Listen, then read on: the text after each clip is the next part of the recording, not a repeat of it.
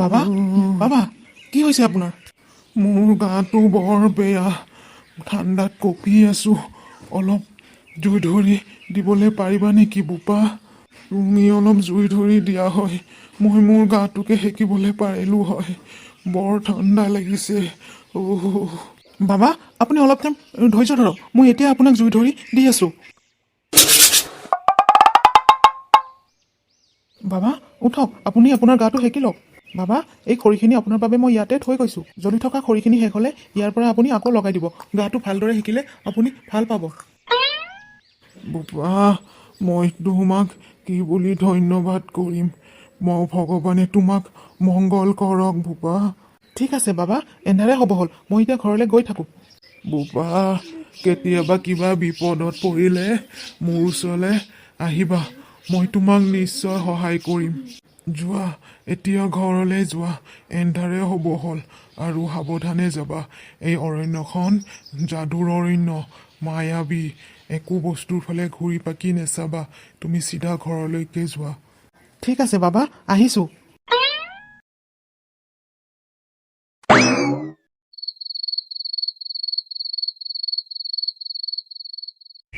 ভাইটি, বহুত দেৰি হ'ল, ৰামেশচোন আহিয়ে নাপালে। ককাইদেউ, ময়ো ভাবিছোঁ ইমান দেৰি হ'ল, সি খৰি কাটিবলৈ গৈ পেলাই ঘূৰি অহা নাই যে। কেতিয়া খৰি আনিব, আকৌ কেতিয়া সি ভাত বনাই খুৱাবহি আমাক? সি কিবা বিপদত পৰা নাইতো? ককাইদেউ কি হ'ল? তোমালোকে মোক আচৰিতভাৱে চাইছা যে? ৰাম, তই সেই দুপৰীয়াই খৰি কাটিবলৈ গ'লি, এতিয়া এই গধূলিখন ঘৰলৈ উভতিছ, কিন্তু তোৰ হাতত খৰি যে এডালো নাই। তই বাৰু আমাক নোকোৱাকৈ খৰিবোৰ মনে মনে বিকি থৈ আহিলি নেকি? নাই ককাইদেউ, মই একো খৰি বিকি থৈ অহা নাই। এইবোৰ বহুত কথা, বহা তোমালোক, মই কৈ আছোঁ। কি ক'বলৈ খুজিছিলি? কচোন ক, খৰিবোৰ ক'ত থৈ আহিলি? ককাইদেউ, মই খৰি কাটি হাবিৰ পৰা ওলাইছিলোৱে, তেনেতে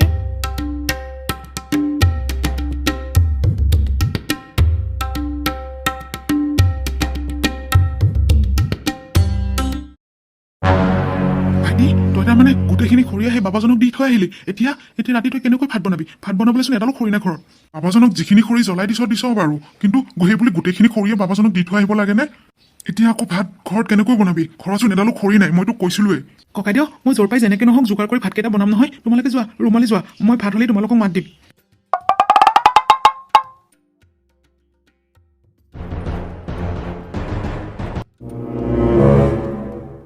বেজডাঙৰীয়া কি হ'ল? আপুনি যে তললৈ মূৰ কৰিলে, ৰাজকুমাৰী ভাল হ'বনে বাৰু?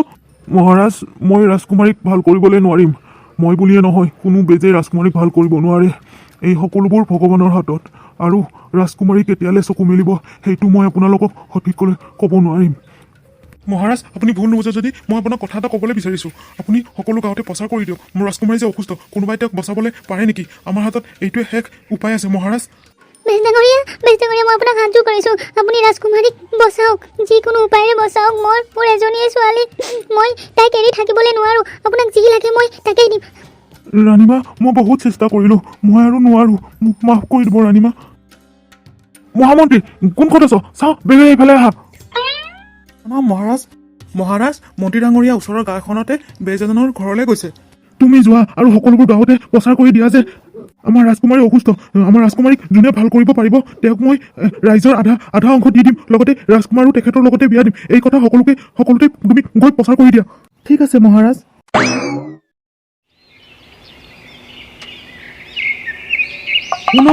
শুনক, ৰজাৰ একমাত্ৰ জীয়ৰী পঞ্চী আজি এসপ্তাহ ধৰি বিচনাত পৰি আছে।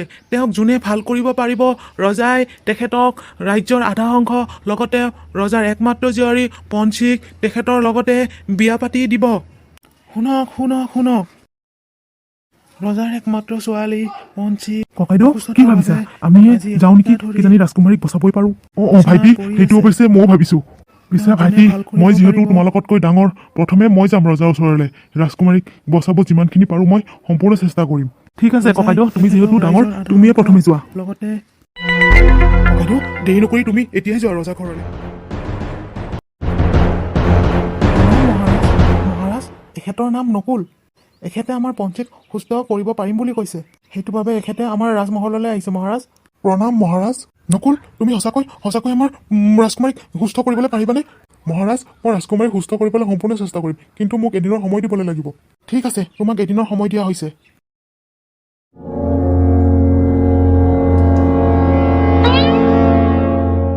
প্ৰণাম বাবা। বাবা, মই আপোনাৰ ওচৰত সহায় বিচাৰি আহিছোঁ। কোৱা, মই তোমাক কি সহায় কৰিব লাগে? প্ৰথমে বাবা, আপুনি মোক চিনি পাইছেনে? কালি যে আপোনাৰ গা অসুস্থ আছিল আৰু আপোনাক জুই ধৰি গা শিকিবলৈ যিজন ল'ৰাই দিছিল, আৰু সেই ল'ৰাজনেৰে মই ককায়েক। মই চব জানো বাছা, পিছে তোমাক কি সহায় কৰিব লাগে সেইটো কোৱা। বাবা, মই আমাৰ গাঁৱৰ ৰাজকুমাৰী পঞ্চীক বচাবলৈ বিচাৰোঁ। তেখেত বহুত অসুস্থ হৈ আছে। আজি এসপ্তাহ ধৰি তেখেতে চকুৱে মেলা নাই। মই তেখেতক বচাব বিচাৰোঁ বাবা, আপুনি কিবা এটা মোক উপায় দিয়ক। ঠিক আছে। তোমাৰ পাছফালে সৌ পাহাৰখন দেখিছা? সেই ওখৰ পাহাৰখনতে এডাল নেমুৰ গছ আছে। সেই নেমুৰ ৰস দুটোপাল ৰাজকুমাৰীক খুৱাই দিলে ৰাজকুমাৰী সুস্থ হৈ যাব। কিন্তু এটা কথা। কি কথা বাবা? এই অৰণ্যখন হৈছে যাদুৰ অৰণ্য, আৰু সেই নেমু টেঙাৰ গছডালো হৈছে যাদুৰ নেমু টেঙা। তুমি এই অৰণ্যখনত যি উদ্দেশ্যলৈ আহিছা, সেই কথাটোহে তুমি ভাবি কৈ থাকিবা। অন্য কথা তুমি মনলৈ নানিবা, নহ'লে তোমাৰ নিজৰে বিপদ হ'ব। এতিয়া তুমি যোৱা। ঠিক আছে বাবা। হেৰ' মনত ইমান লালচ লৈ এই অৰণ্যখনত সোমাইছহি। এই অৰণ্যখনৰ পৰা যোনে তোনে বস্তু নিবলৈ নোৱাৰে। এইখন অৰণ্যৰ পৰা বস্তু নিব লাগিলে সদায় সৎ অন্তৰৰ মানুহ হ'ব লাগিব।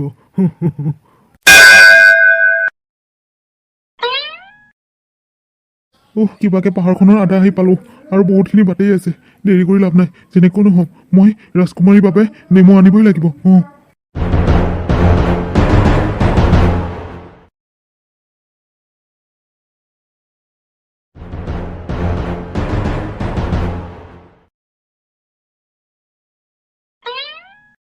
আহি পালোঁ আৰু সৌডাল নেমুডালৰ কাষ পামেগৈ, আৰু এই টুকুৰা বাট গ'লেই হ'ব।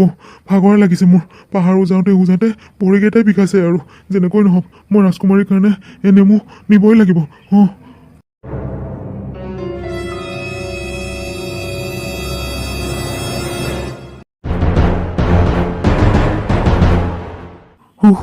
ভাগৰে লাগি গ'ল।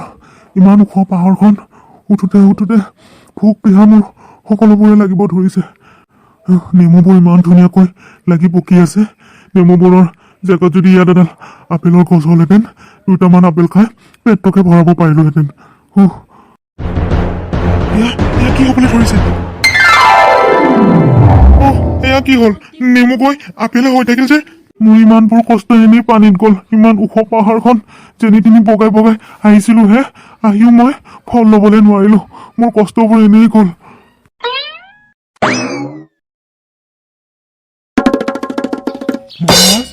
মহাৰাজ, মই ৰাজকুমাৰীক বচাব নোৱাৰিম। মোক আপুনি মাফ কৰি দিব। কিন্তু কিয়? তুমিতো কৈছিলা তুমি ৰাজকুমাৰীক বচাবলৈ পাৰিম বুলি।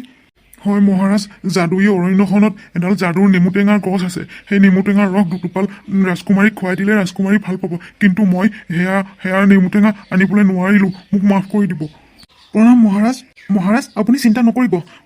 মই আনিম। মই সেই নেমু টেঙাৰ ৰস আনি ৰাজকুমাৰীক খুৱাবলৈ পাৰিম। আপুনি অলপো চিন্তা নকৰিব। মোৰ ককাইদেউ নোৱাৰিলে কি হ'ল, মই আপোনাক আনি দেখুৱাম। মোকো একদিনৰ সময় লাগে মহাৰাজ। ঠিক আছে, তোমাকো একদিনৰ সময় দিয়া গৈছে। যেনেকৈ নহওক সেই নেমু টেঙাৰ ৰস আনি আমাৰ ৰাজকুমাৰীক খুৱাবই লাগিব। ঠিক আছে মহাৰাজ।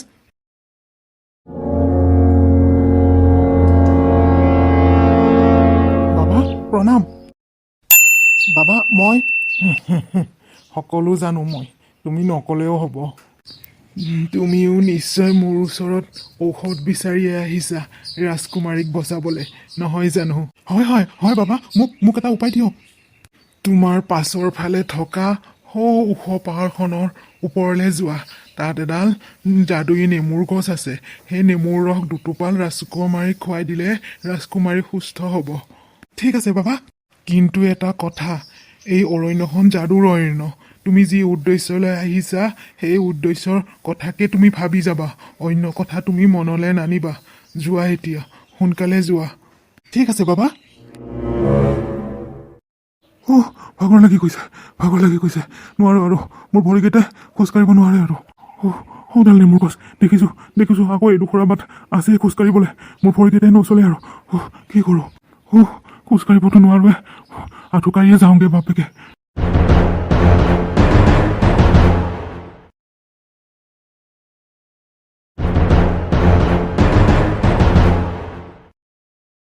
অಯ್য পালোহি বুকুখন একেবাৰে ভাগৰতে 1 টকা 5 টকা লগাইছে অಯ್য ভাগৰতে মোৰ একদম টোপনিহে লাগিছে নেমুৰ গাছডালৰ জেগাত যদি এটা ডাঙৰ বটগছ হ'লহেঁতেন মই এক টোপনি গছৰ তলতে মাৰি ল'ব পাৰিলোহেঁতেন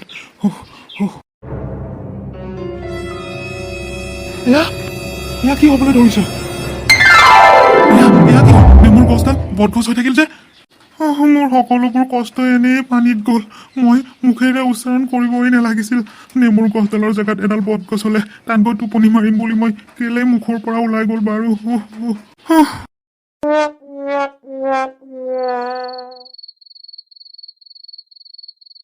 কি হ'ব আমাৰ ৰাজকুমাৰী কি হ'ব এজনকৈ দুজনে হাৰ মাৰিলে দুজনেও নোৱাৰে আমাৰ ৰাজকুমাৰীক বচাবলৈ এতিয়া আমাৰ ৰাজকুমাৰী কি হ'ব তাই কি কোনোদিন সুস্থ হৈ নুঠিবই নেকি প্ৰণাম মহাৰাজ আপুনি অলপো দুখ নকৰিব মই সেই যাদু অৰণ্যলৈ মই যাম আৰু যেনেকৈ নহয় মোক যাদুৰ নেমুটেঙা ৰস আনি ৰাজকুমাৰীক খুৱামে আৰু তেখেতক সুস্থ কৰি তুলিম ঠিক আছে আমাৰ হাতত বেছি সময় নাই তুমি আজিয়ে যোৱা আৰু যেনেকৈ নহওক আমাৰ ৰাজকুমাৰীৰ বাবে সেই যাদুৰ অৰণ্যৰ পৰা নেমুটেঙাৰ ৰস লৈহে আহিবা ঠিক আছে মহাৰাজ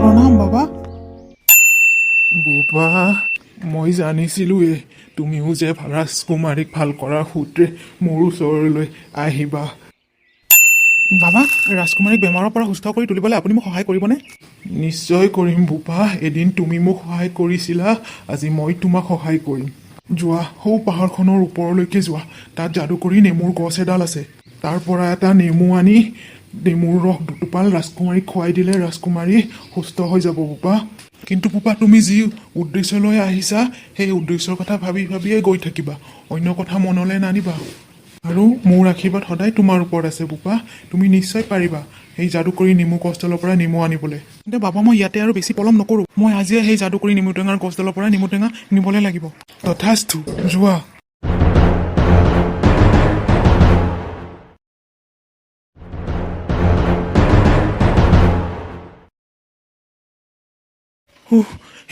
ইমান ওখ পাহাৰখন ভাগৰে লাগি গ'ল যেনেকৈ নহওক মই সেই নেমুটেঙাৰ গছডালৰ ওচৰলৈকে গৈ পাবই লাগিব পলম কৰি লাভ নাই আকৌ গৈ থকাই ভাল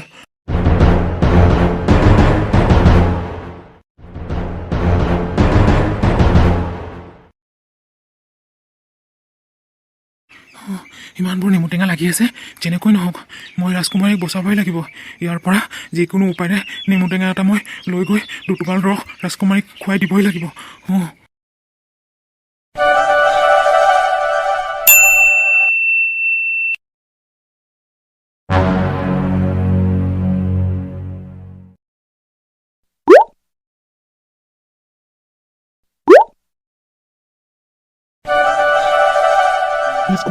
ৰাজকুমাৰী পঞ্চী দেউতা ৰাজকুমাৰী তুমি ভাল হৈ গ'লা কোন ক'ত আছ মহামন্ত্ৰী মহাৰাজ মই আছোঁ কওক মই যিদৰে ঘোষণা কৰিছিলোঁ আমাৰ ৰাজকুমাৰী যোনে বচাব পাৰিব তেওঁক মই ৰাইজৰ আধা অংশ লগতে অজস্ৰ ধন সম্পত্তি আৰু লগতে মোৰ ছোৱালী পঞ্চীক মই বিয়া দিম বুলি মই ঘোষণা কৰিছিলোঁ এতিয়াই সকলোবোৰ যোগাৰ কৰাগৈ ঠিক আছে মহাৰাজ ৰাণী চাহিবা তোমাৰ আকৌ কি হ'ল হঠাৎ যে মনটো মৰি গ'ল মহাৰাজ ৰাজকুমাৰীকনো আৰু কেলে বিয়া দিবলৈ লগা হ'ল তেখেতক অলপ সোণৰ মুদ্ৰা দি পেলাই বিদায় দিলেই হ'ল সেইটো নহয় ৰাণী মই যিহেতু ঘোষণা কৰিছোঁ যোনে মোৰ ছোৱালীক বচাব পাৰিব তেখেতক মই ৰাইজৰ আধা অংশ অজস্ৰ ধন সম্পত্তি লগতে মোৰ ছোৱালী পঞ্চীক বিয়া দিম বুলি ৰাণী মই এজন ৰজা আৰু মই যিটো মুখেৰে কওঁ সেইটো মই কৰি দেখুওৱা মোৰ এইটো কৰ্তব্য মোৰ ছোৱালী ভাল হ'ল বুলিয়েই যে মই এতিয়া তেখেতক এনেদৰে বিদায় দিম সেইটো কথা নহয় মই যিটো কৈছোঁ সেইটো মই কৰি দেখুৱাম ৰাজকুমাৰী পঞ্চী মোক তুমিও মাফ কৰি দিবা কাৰণ তোমাক নুসুধাকৈয়ে মই এই সিদ্ধান্ত ল'লোঁ তোমাক নতুন জীৱন এটা এই ল'ৰাজনে দিছে সেইটো বাবে মই তোমাক এতিয়া এখেতৰ লগতে বিয়া দিম ৰাজকুমাৰী দেউতা মই বহুত ভাগ্যৱান